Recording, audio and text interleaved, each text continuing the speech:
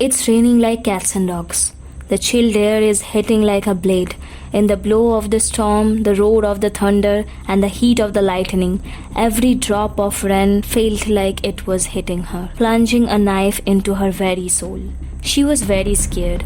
On a night like this, she can't stay alone on the road anymore. She has to reach home as soon as possible. At this point, she started running over the waterlogged street in the heavy storm and the rain in order to reach her home. She enters her house. But why was the door open on a night like this? And why does not she see anyone? Where did everyone go? Dear members of the fandom family, welcome to the Madness of Fandomverse. Today's story is Reflection. Written and narrated by yours truly, Shudeshna Ghosh, and edited by Ananya Hajra. Hope you all like it. Let's dive in. She thinks to herself, it's not safe out there. The rain, the storm, and she also saw police on the road running here and there. Something must have happened. She turned on the TV, a news channel. The reporter was saying, the famous detective with the hat, Mr. Sherlock Holmes and Dr. Watson have taken over the case of the runaway psycho killer. 2 days ago from Central Jail, a killer escaped, killing 2 guards on the way, and since then, the city has seen 4 murders. An old couple at Salisbury Avenue and 2 friends at Strand Street. The whole city is scared. Anything can happen next. Anyone can be next. The killer chose the victim randomly, like a roll of a dice.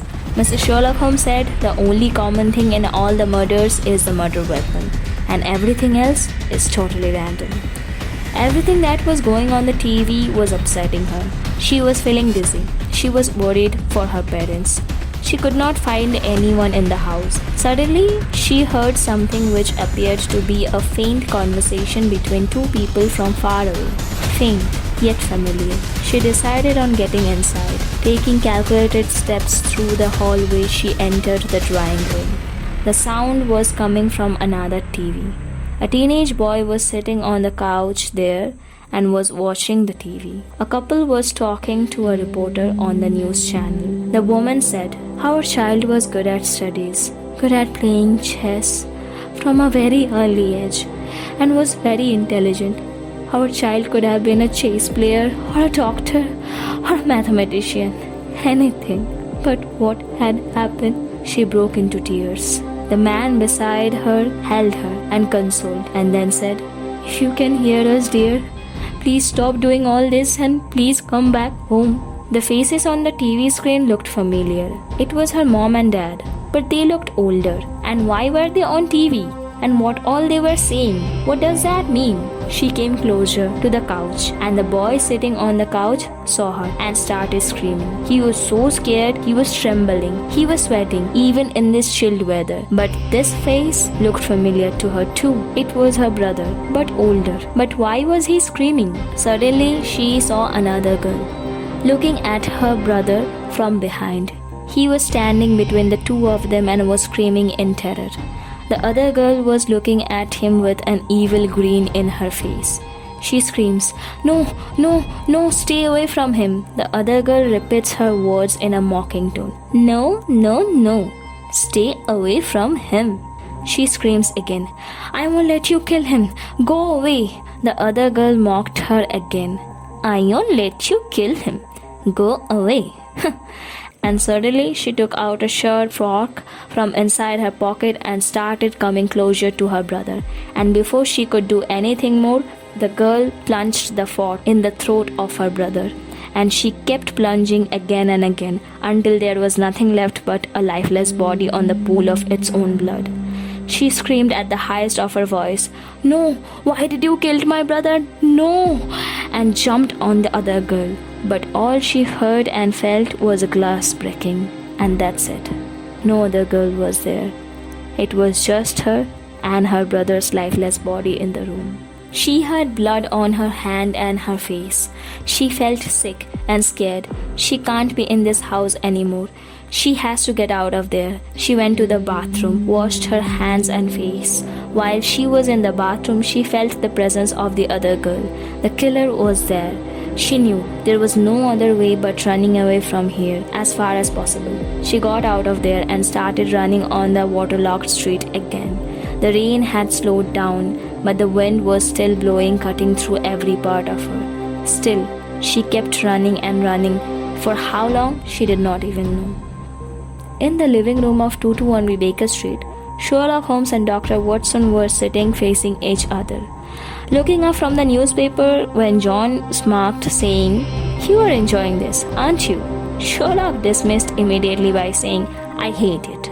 Everyday press conferences, wearing the hat, running around here and there, deciding how much to say and how much not to, all those reporters fooling around us like a puppy only to get some spicy gossips for their newspaper, whereas no one really cares what actually is happening here." He was interrupted by John. "But you are enjoying the thrill of chasing another psycho serial killer after a long time." With a smirk on his face, Sherlock said, "Maybe." Just then, they heard the doorbell. John said, "Lestrade?" Sherlock said, "No, it's a lady." "Go to the kitchen, John, and see if you can get us some tea. I am opening the door. The lady must be soaking in water and might be needing something to warm up." Sherlock opens the door. A lady totally soaked in water from head to toe was standing. She said, "I'm sorry, gentlemen. It's raining like hell and I lost my way and I don't know what to do, where to go. Would you let me stay inside until the rain stops?" Sherlock, with a smile on his face, said, "Please, come in. Make yourself comfortable." He took her inside the living room and she sat on the chair. John came out of the kitchen with a tray with 3 cups of tea in his hand. He put down the tray on the table in front of the lady and offered her one. She said, "You two did not have to go through all this trouble. You letting me stay here until the rain stops, it's enough." John said, "Helping someone like you in this time is not a trouble. Please make yourself comfortable." He sat, took his own tea, and offered the other one to Sherlock. After some time, the lady felt a bit warm and was a bit comfortable, but she could feel that the man in front of her was staring at her. Feeling a bit of uncomfortable, she was going to put her hand in her pocket, but before she could, Sherlock came closer to her, saying, "No use. It's not in your pocket anymore." She looked at Sherlock with a surprise in her eyes. She did not know what was happening. Suddenly, she felt Sherlock's hand on her hand, and the other moment, she felt a cold steel handcuff locking her hand. She screamed, "What is this?" Sherlock smiled and said, "It is exactly what should be on your hand, a handcuff, not a fork, to add another name on your list of victims." She said, "What are you talking about?" Sherlock said, "You are the killer that ran away 2 days ago from the prison, killing 2 guards, and since then, you have killed 5 more, and we were about to be your next victim. But I took the fork out of your pocket the moment I let you inside the house." She screams, "What are you talking about? I'm running away from a killer myself. She killed my brother in front of me. I saw her myself, but before I could catch her, I felt a glass breaking and she was not there anymore." Sherlock said, "Because she was never there. No one else is there. You are living both the personalities. You are a schizophrenic. And you actually broke a glass of a mirror. It was you. Just you. All along." Love to know your thoughts. Please share them on the comment section. Hope you all like this video. Please like, share and subscribe to my channel and hit that bell icon so that you never miss updates of new fan fictions and much more. You can also suggest and share links to your writings in the comment section for me to share them with our fandom family in my future videos. Soon we will dive into the fandomverse again. Until then, stay well and enjoy the madness of fandomverse.